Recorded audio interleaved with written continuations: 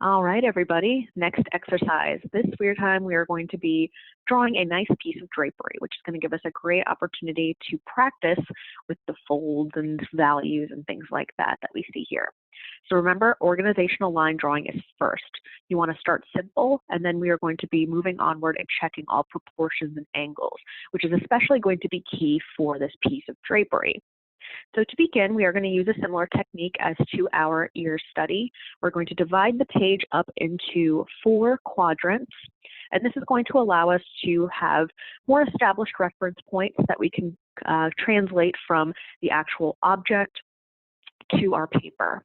And of course, again, draw very, very light. This is organizational line drawing after all. You can see that I am using an ebony pencil. I'm just going nice and light. I'm going to start with the topmost point of this object because that's something we can easily observe.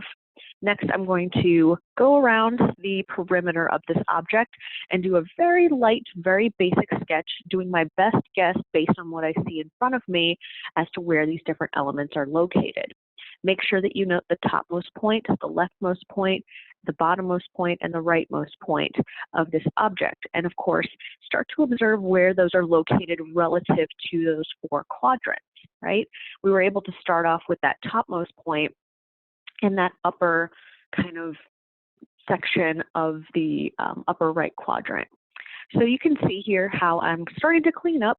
Remember, we're not doing this for aesthetic value. We're doing it to make sure that we're not confusing ourselves by having a billion different lines on the page, and we're not sure which one is true or which is the most updated line point.